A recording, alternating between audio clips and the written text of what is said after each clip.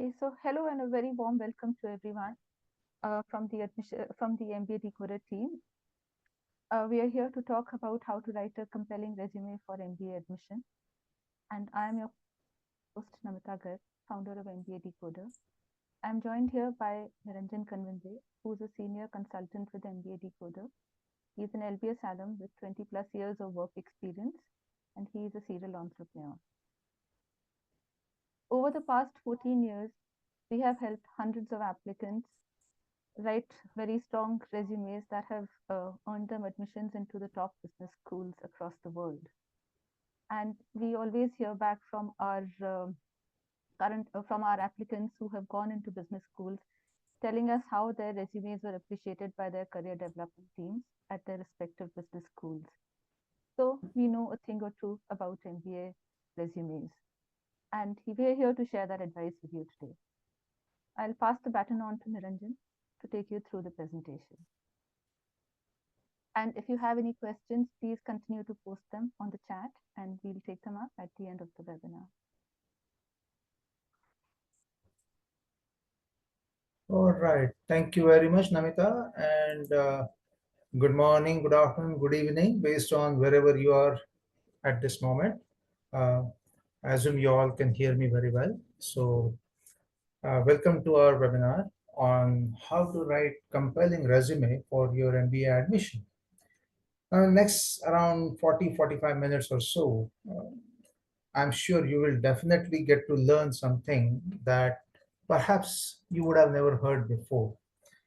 So stay tuned and let's get going. And as Namita said, if you have any questions, just post them. But we will take up Q&A towards end of the presentation.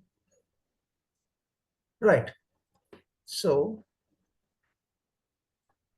now you would have heard this quite a number of times that business schools want to hear your story, your entire story, where you are coming from, what you have done in life, what you want to do in life going forward, what have been your achievements, what is the depth of your professional experience, how have been your GMAT, GRE, and academic scores, and what do you do outside of your work.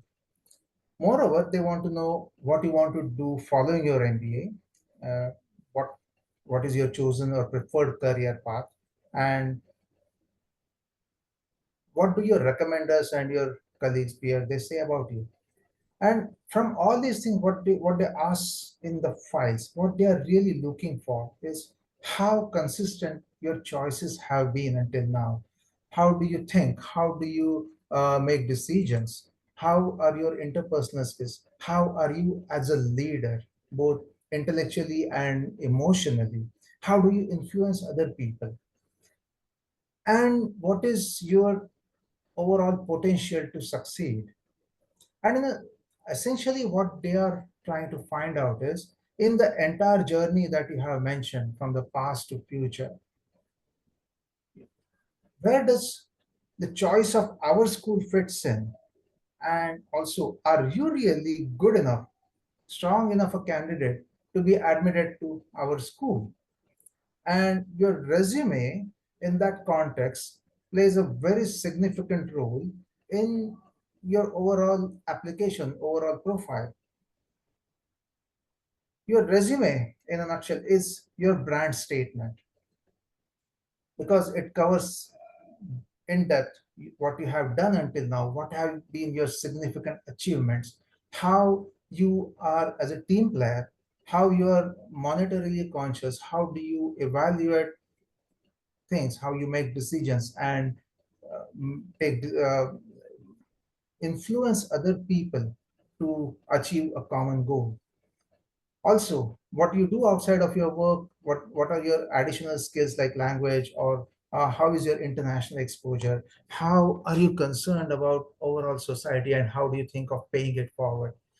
Everything of that is captured in your resume, and in that way it is very, very important.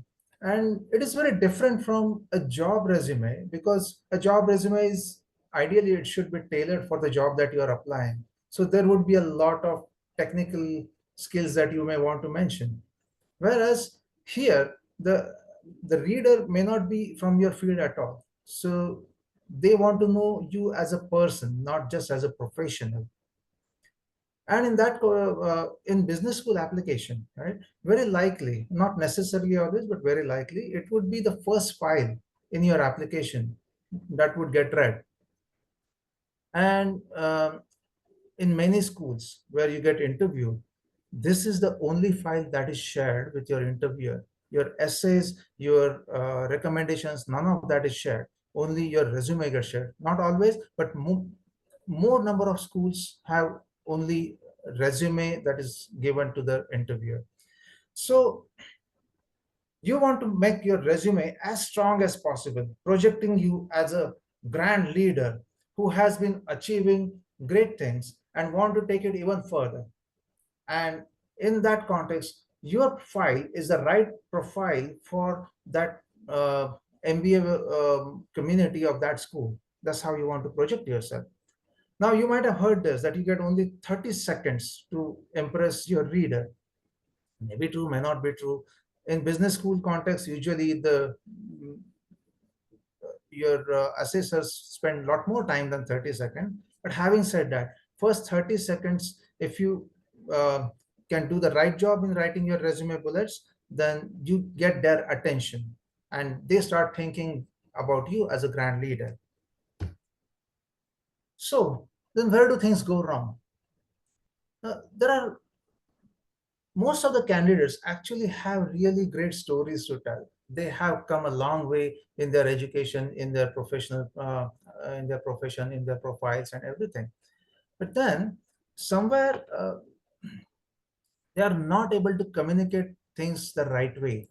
And so the resume does not really reflect their true potential, their true depth and width of their stories. And one of the most common mistakes, most common reasons why they fail to do that is they write too much. A candidate wants to tell everything about what they have done in their professional life. So every possible project, what they did, what are their responsibilities, who they report to, and whatnot. Usually, that is not necessary. Almost always, that is not necessary. What is more important is you tell them the most significant stories where you created significant value. You influence other people and achieve something that was otherwise very difficult to achieve. And uh,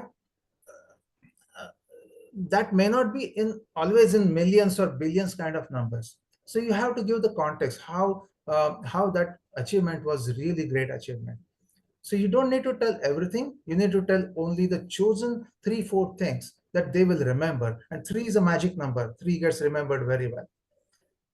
Another mistake is often the mm, bullets start with a verb that is less of an achiever verb and more a doer verb.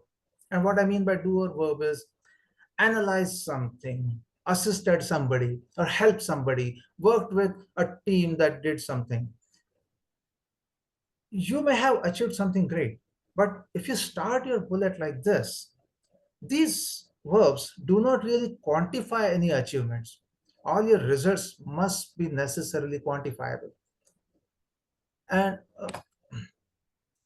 if you're writing something like perform some analysis that allowed somebody to do something faster, bigger, better. So that result is achieved by someone else for whom you perform the analysis. It is not your achievement. It is not your result that you got directly. You may be working on a grand project that has maybe millions or billions of dollars of project, but what you are doing may have some smaller impact. But now you project that piece of work, that what you did added significant value. So you talk about your contribution in the overall picture. And so you cannot be starting with verbs where you cannot quantify the impact directly. So all these verbs that I have listed here, uh,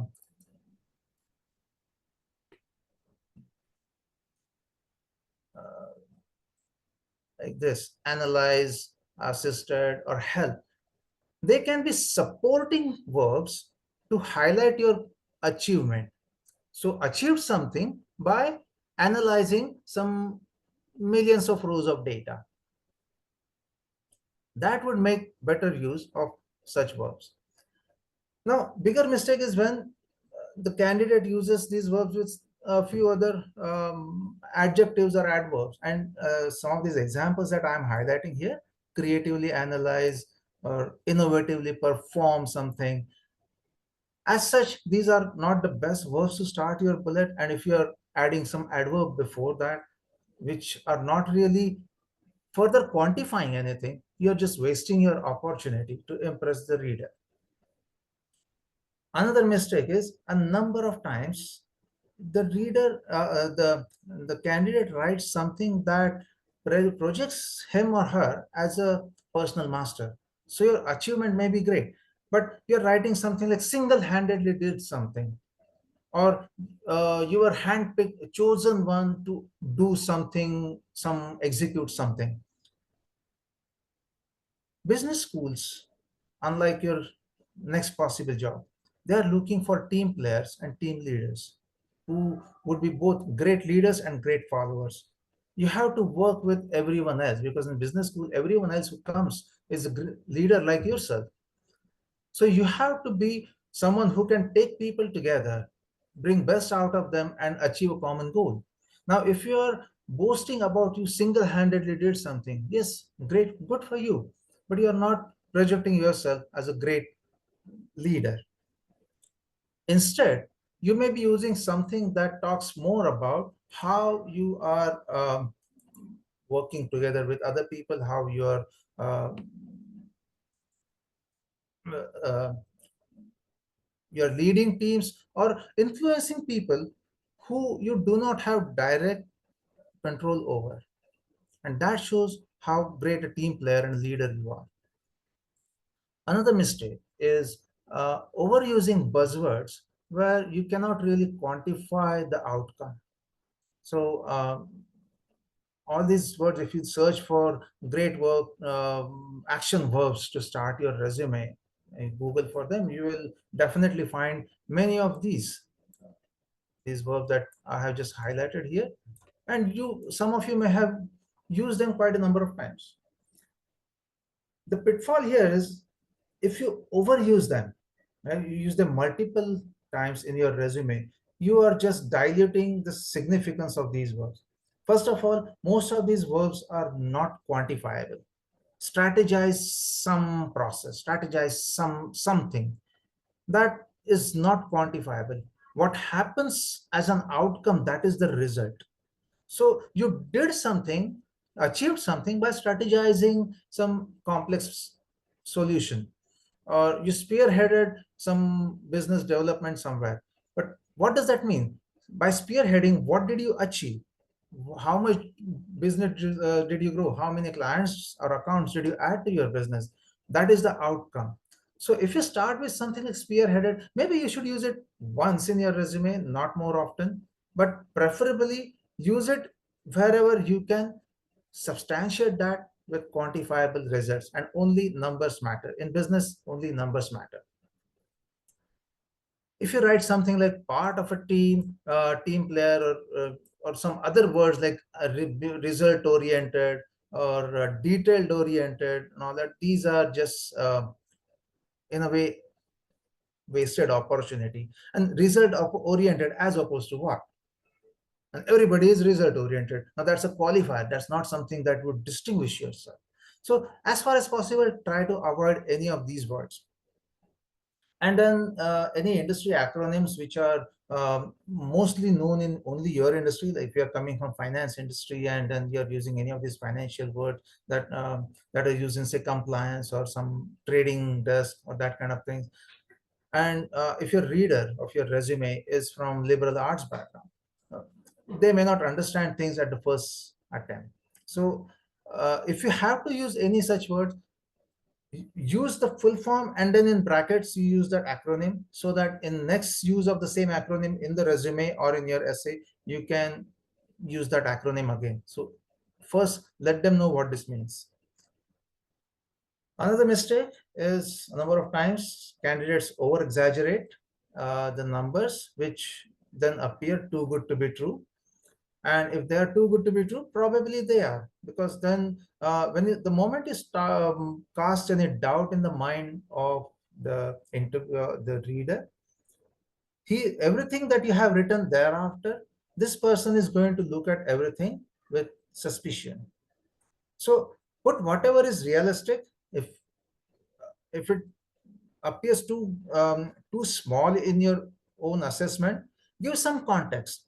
So, for example, you grew the business, you added sales, and maybe the business grew by 2%. Is that 2% good or bad? We don't really know unless we know what is the benchmark for that period. So, if the industry was shrinking and you added 2%, that's great, right? So, maybe you would want to give some benchmarks here. And then another important, failing to show extracurricular and community activities with sufficient depth in your resume. A number of times, candidates do not give sufficient space for these activities. And as far as business schools are concerned, they are very, very important. They show how much you are concerned about the society where you live, or the community where you live, where you come from, or overall how much you're aware of the social issues or economic issues outside of your work, and what are you doing to bring a change in that space. It could be your activities during your college days or thereafter during your work, or just outside of work, or outside anywhere.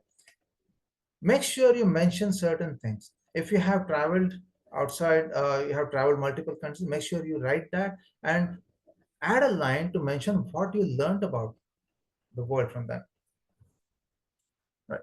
So now I'm going to introduce a different modified version of PAR model. You must have heard of PAR. What is PAR?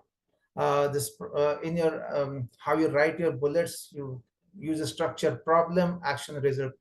Solving a problem through action that gives results. And many places, many YouTube videos or blogs, you would see this model being recommended.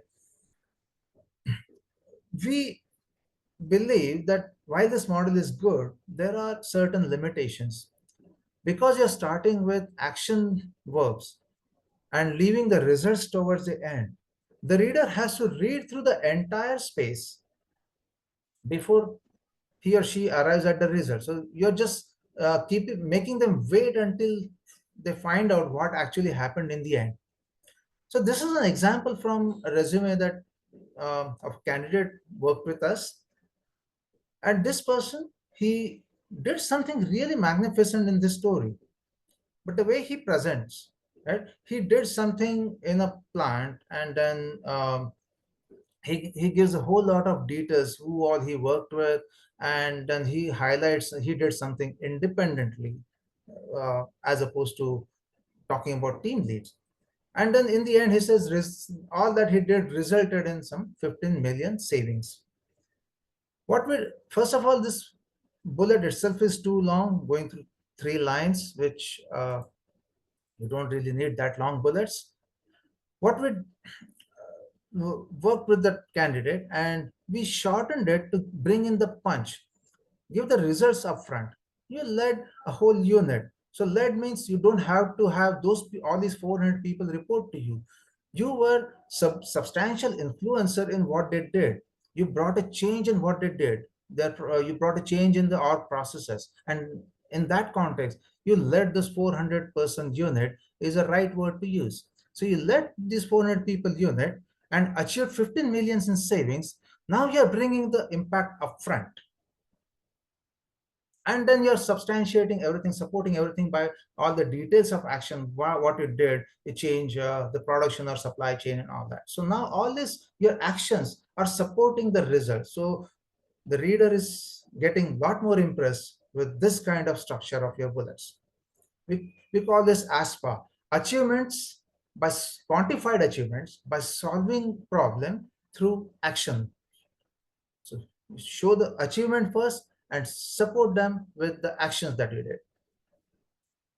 And you want to present yourself as an achiever, not a doer. So make sure your achievements are highlighted upfront in every bullet.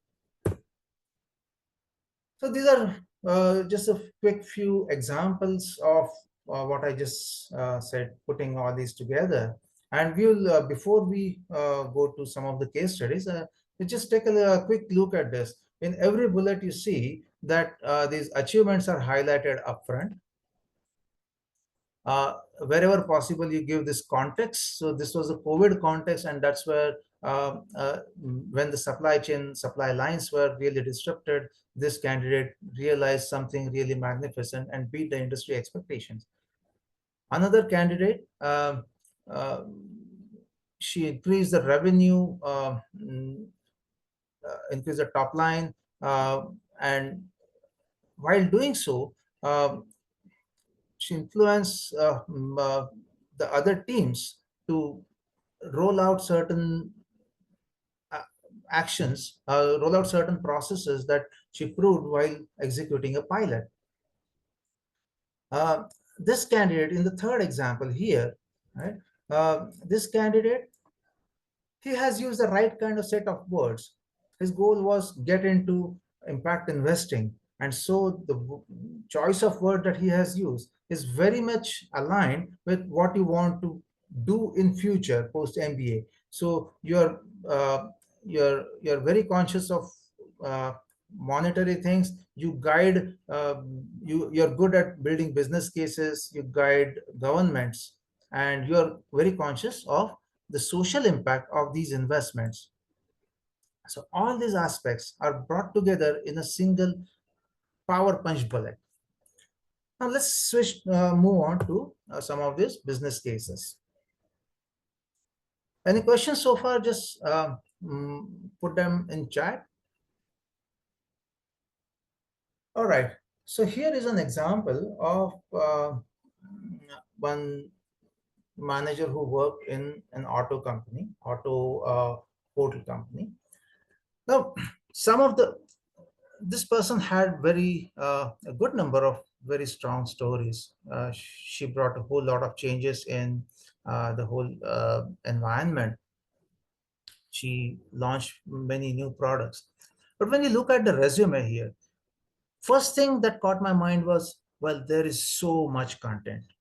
And just for a span of maybe 17 to 21, for 4 years, there are something like more than 13, 14 bullets, 15 bullets here. And then a number of times you see many of these bullets are just listing out your routine roles and responsibilities, like manage relationship with sales teams. Okay, you manage relationship with sales team. So what? What was the result? The whole result is missing. This is PL owner and strategy lead. This is your job responsibility. Why should you be talking about this as an achievement? This is what you are hired for. And then in some a few other bullets, now there is a whole lot of list of giving details of action, action, action, action, action, and then in the end there are some tiny set of results. So the reader is going through whole thing without really understanding where was it going. In so a few other pitfalls were, as I said, doing something single-handedly. You are personal master. Good. Talk about influencing other people.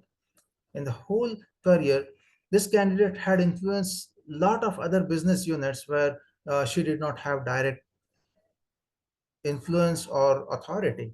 So it was all negotiations, influencing. Now, let those skills be highlighted here in to support the achievements that you had. And then there are many verbs that are just really unimpressive, like just manage or consulted financial partner. First of all, there's a wrong choice of word to use, because when you consult someone, you are seeking advice. So using verbs like this are actually diluting your profile, which is otherwise extremely strong.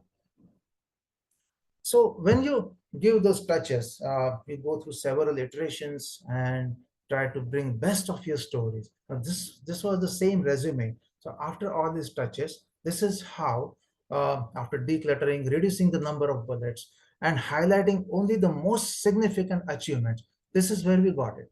First of all, this person wanted to get into a product managerial role. So usually product managers are full owner of a kind of a CEO of a product.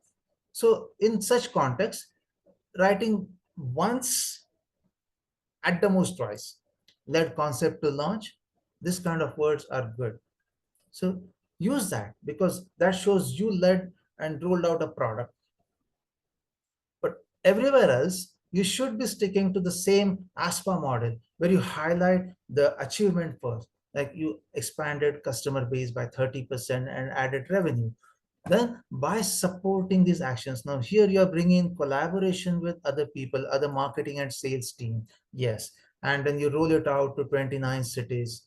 So you are giving the whole context. You work, you influence the other teams. Now you're not a part of the marketing or sales team, but you influence them, and you rolled out in multiple locations and gave a very healthy boost to your top line, your bottom line. Similarly, in another bullet, yes, you are bringing everywhere, as you see, wherever I'm highlighting, you're bringing the impact upfront. And you are now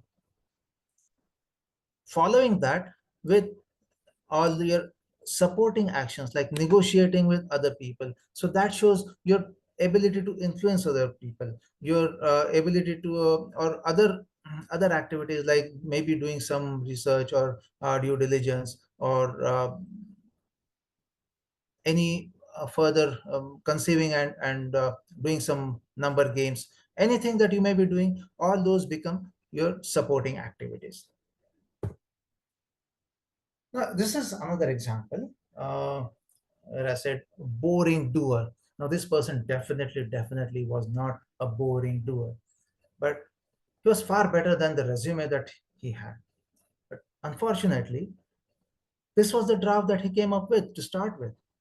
Now, first of all, there were a whole lot of unnecessary highlighting certain words, which actually added no value to the overall file, overall resume. Uh, None of this actually gave any idea about what he has achieved. And then just by looking at it, you realize there is so much of excess text. A few of the bullets are even going to 3 lines and adding a lot of details of every action that he did, which are absolutely unnecessary. The bigger problem is, look at the number of times he had just used worked with someone, worked with someone, worked with someone, worked with someone, worked with someone, worked with someone. All this working with someone is making him just a follower. He is not taking any initiative. He would be taking, but the resume doesn't say so. He was just following somebody. He was just doing what he was asked to do and not going beyond. So by doing this, he just cutting his chances of getting into a good business school or impress the reader. And then the other things like listing responsibilities as achievements, these are among common mistakes. So when you cut down all this clutter and start using the right kind of verbs, right? Um, Especially when you're thinking of consulting as a future career, you talk the right, you pick the correct verbs, advise a client to save something by doing actions, whatever the actions may be. But first thing the reader reads is you help the client save some money. You generated something, you added something to the top line by doing actions.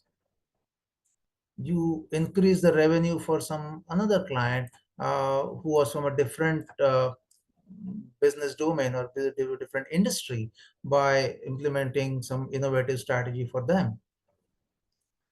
So all you're doing here is you are telling exactly the same stories, but just with right choice of words, upfront bringing the impact and getting the reader to say, wow, you are a great candidate, right? Now this is a third example, and here you're using some of this candidate is using some of those buzzwords which are uh, not really telling much. And then there are a whole lot of other jargons like uh, some industry specific buzzwords which not everyone would be upfront familiar with. So now here, this candidate is saying strategize something B2B and da da da da da da da. That resulted in average 18% increase of something.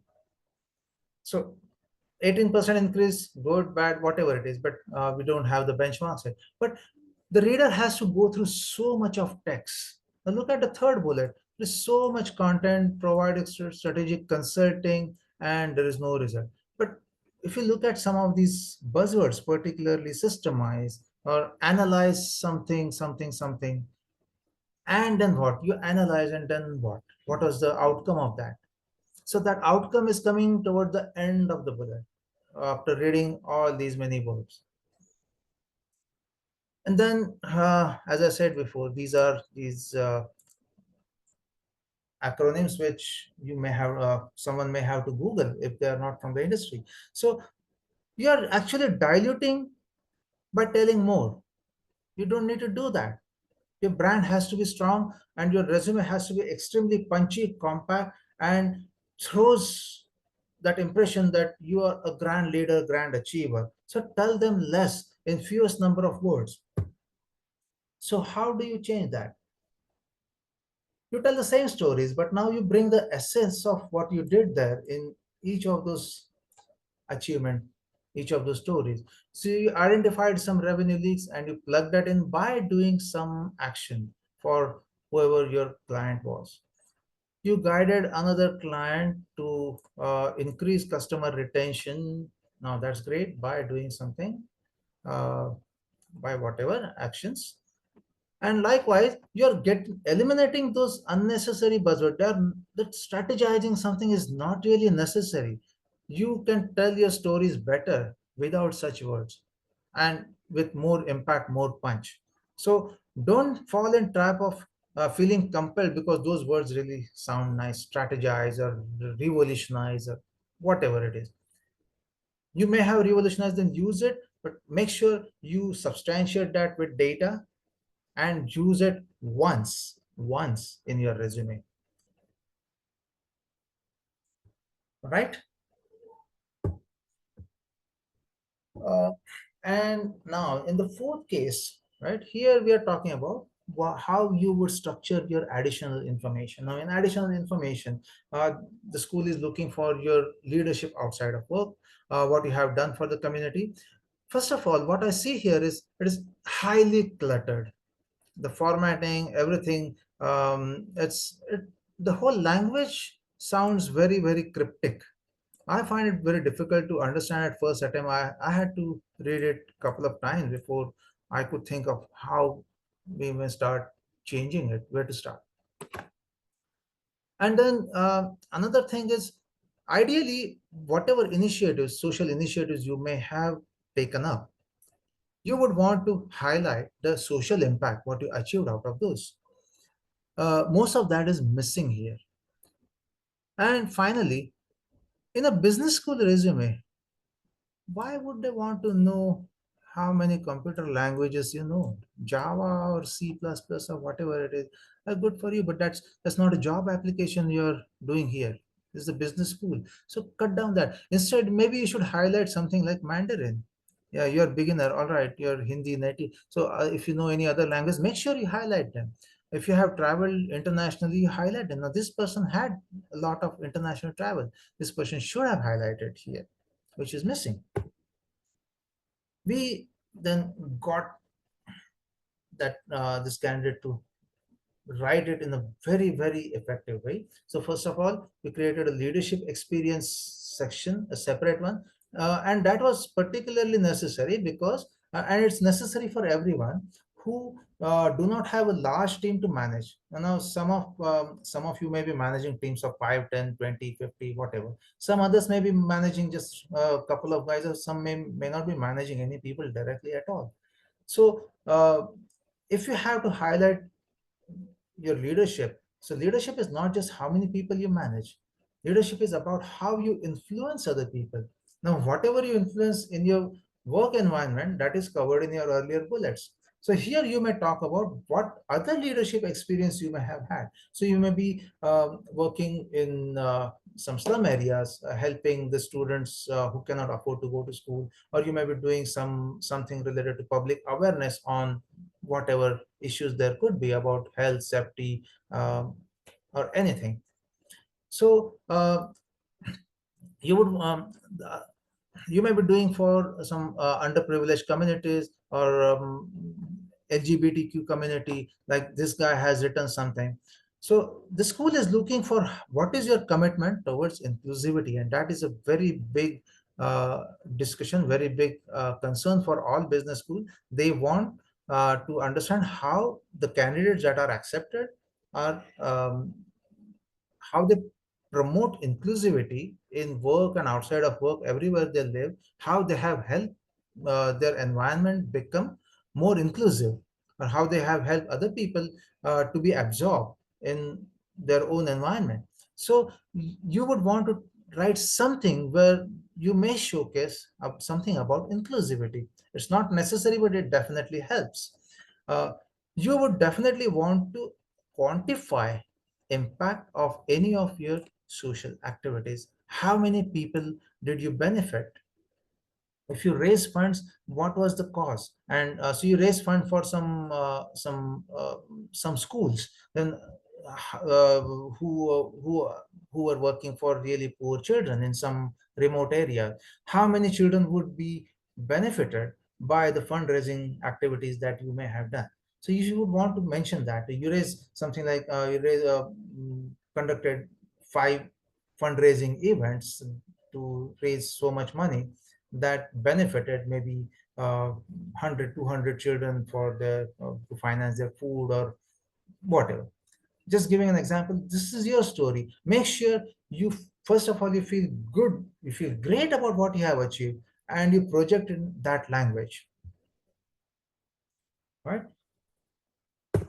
So now this brings to mm, close to the conclusion. Before I finish my talking, just want to emphasize or summarize once again. First of all, keep everything as short as possible, because less is more. Use as few words as possible and use them uh, where you will have to justify presence of every word that you're writing.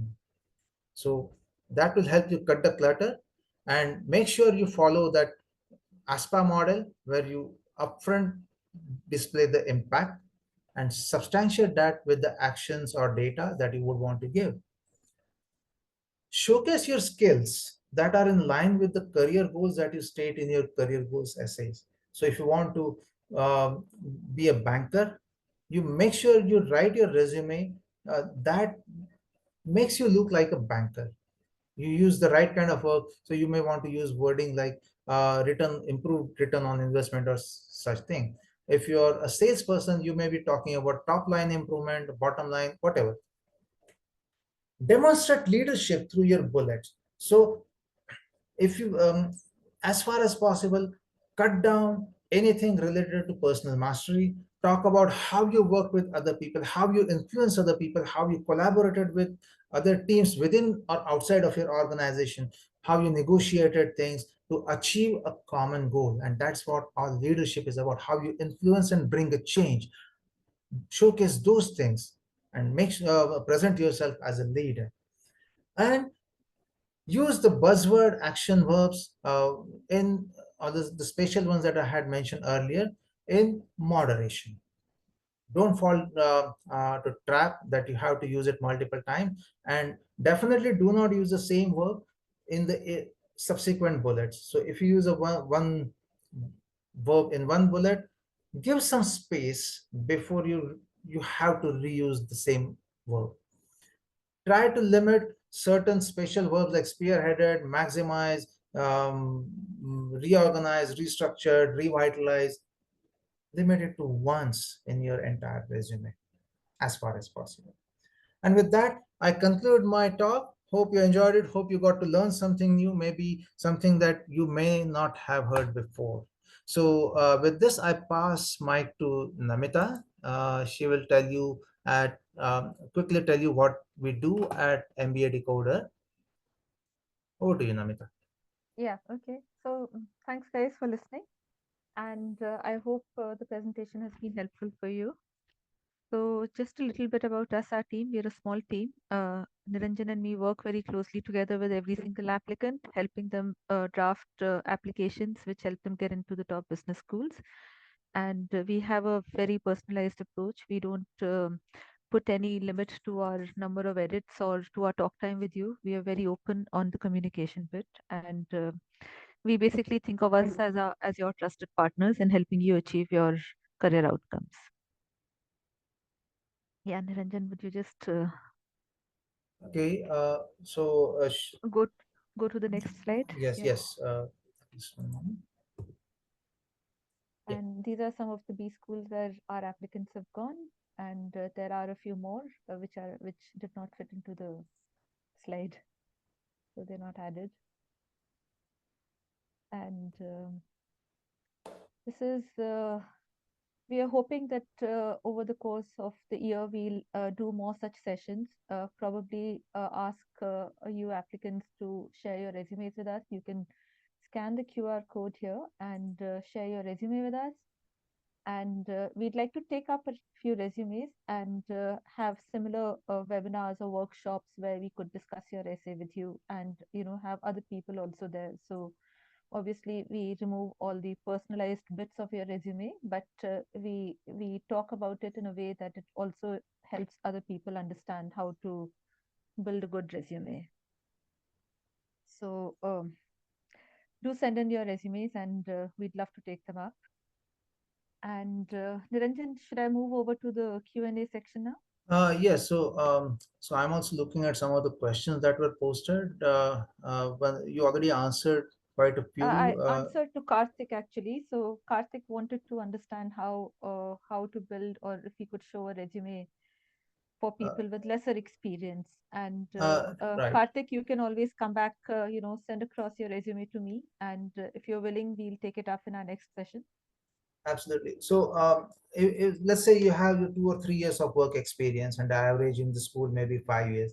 So the number of years is one parameter, and that is not necessarily the most important one. You may always substantiate that by doing something that you would have done before getting into work. You would have done something during your school days. Maybe you had really solid internships, or you had a startup experience. Even if it is a failed startup experience, you started something and then you shut it down, and all you did that while you were at college, let's say. So that also adds to your work experience, because you learned something, you demonstrated something, you tried creating some value. We we work with the candidates to put all these facts together to showcase your leadership skills, your awareness of money, your thinking ability to think big, all these things. This is not a job resume, as I said earlier. So what the business school wants to know about you as a person, as a leader, we guide you to showcase those things. So number of years doesn't really matter. The quality of your experience definitely does. How you influence. So So I'll just hope add, I, yeah. yeah, I'll just add to that, Karthik. Leadership is important to show in the resume. And you might wonder as a younger applicant as to what leadership means. Now, it's also, what you do at your internships or what you do as a mm, as a responsibility holder of various organizations that you're part of at college.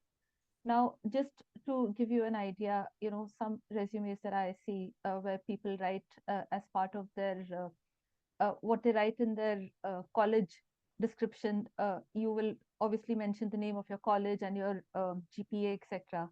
Below that, also talk about your extracurricular activities and talk about what impact you were able to achieve. Don't just mention that you were, say, the head of a sponsorship for a particular event at your college, but say how much money were you able to collect, or how many extra people were you able to bring to that event? It could have been, say, it was the largest event in 5 years. So talk about those kind of metrics, and you can make the resume, these additional sections of your resume also very meaty by doing that, and show your leadership skills as well. Okay, I see a question from Chris. So how does someone who actually haven't worked in a managerial or lead role, and someone who has an indirect impact on improvement in efficiency and cost reduction tailor their resume? That's a very good question. Now, leader doesn't necessarily mean that people are reporting to you. That's a managerial one. That's fine. But as you said, that indirect impact. Now, I'll give an example. You may be a professional, you may be a chartered accountant or a consultant, and you influence your client to do something differently. You implement some new process. As an IT consultant, you implement some new way of doing things, and thereby you guide the client to do something faster, bigger, better, cheaper. Then you are contributing to their top line or bottom line or both, right? So you guide your client. Now you don't have direct authority over your client, and you may be the sole consultant with working with your client, but you saw some flaws in the way they were doing things, and you identified them, and you proved to them, or you highlighted that by changing something you would save so much cost, or you would reach out to more potential customers, you will get more traffic, or you will whatever, right? And thereby you will make more money. And then you guide the client teams. You give them a template, or you give them some way to implement that change, and you showcase, you demonstrate how to do that, and you help them monitor the changes, you help them monitor that progress. Now this is a big story. All you're doing is putting all that in just 2 lines. But here you're guiding the client, whatever, to improve their productivity by X% and save so much of cost, or increase their marketing reach, or increase their funnel traffic, or whatever, by Y%, and thereby increase the top line. Or maybe you avoid costs which otherwise would have incurred, and you got certain things, you highlighted certain, and thereby you avoided potential losses. Now those are not the actual losses, it could have happened, right? So in case of compliance, right, you avoided potential damages to the company. Those are the indirect influence on the bottom line, or the on the indirect impact on the organization. And this is how you showcase it. So here we give you tools how you would assess what would be the impact of what you did, in how you quantify that, how you then monetize it. So we give you all the tools as we go along in the journey, and you start thinking in those lines. Now you may be earlier, the person may be talking about influence someone to improve process that did some function 5 times faster. But by doing 5 times faster, right, you may be saving some cost, but actually now you can go to market faster. And by going to market faster, now you can capture better market, bigger market. Then you are not just influencing the bottom line, influencing the top line. Think about it. And we guide you how to think that way. I hope you answered that. And this is case by case basis. So we listen to your stories, and then we make you think differently, because we want to So I'll get best out of it. Yeah, Namita? I'll take next question by parts. In terms Uh-huh. of format, do you suggest having a different format for different B schools? Is there a preference for a format by a particular school? So I would not suggest you write different formats for different B schools. There are some, such as Darden, which ask for a leadership section. So you should try to incorporate that. However, I would ask you to also look at the B schools where you're applying and see if they're asking you for a different format. um, Typically the content does not change. What may change is how you position it. Say, I think MIT asks you to list your undergrad experience first, and then follow that with your professional experience. Whereas when most of your other resumes that you will build are going to have the professional experience first. So I'll just quickly take you through what the format of an MBA resume looks like. You would typically have the professional experience first, followed by your educational experience, and followed by your additional information section, which has every kind of activity that you have done since graduating college. And whatever your college co-curricular activities were, you should put that into your education section.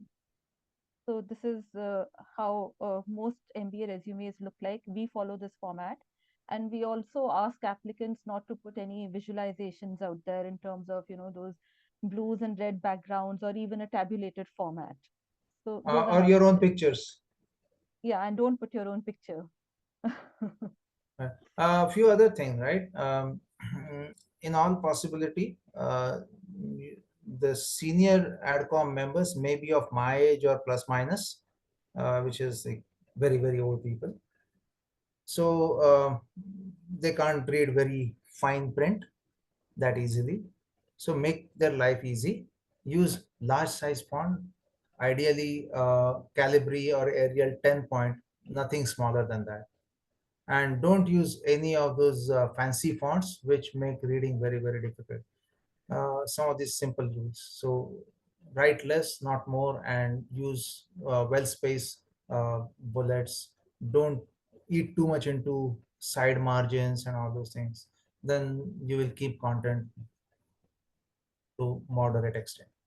So these are just suggestions. Another thing is that if you're applying to European schools and they use A4 size paper, if it's American school, they use letter paper. So if at all you were to convert from one to another, make sure that it doesn't spill over to another page.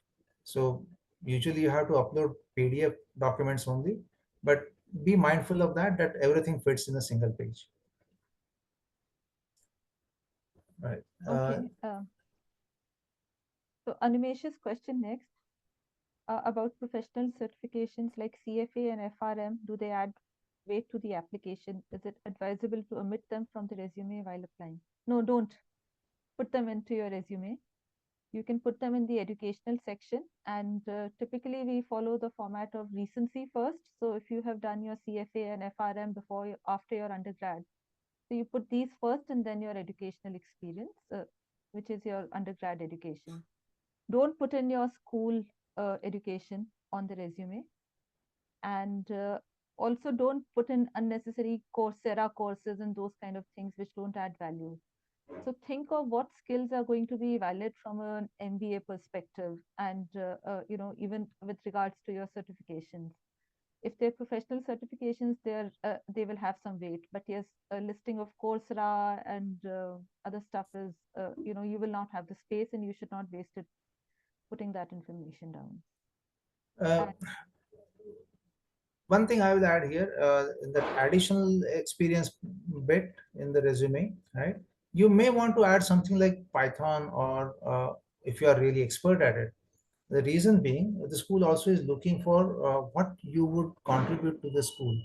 And now you are an analytics expert. Then you may want to conduct workshop or conduct something for your school community. But do not take it too far like Java and C++, but Python kind of things, or just some basic skills in analytics or data synthesis or that kind of stuff. That would be definitely helpful.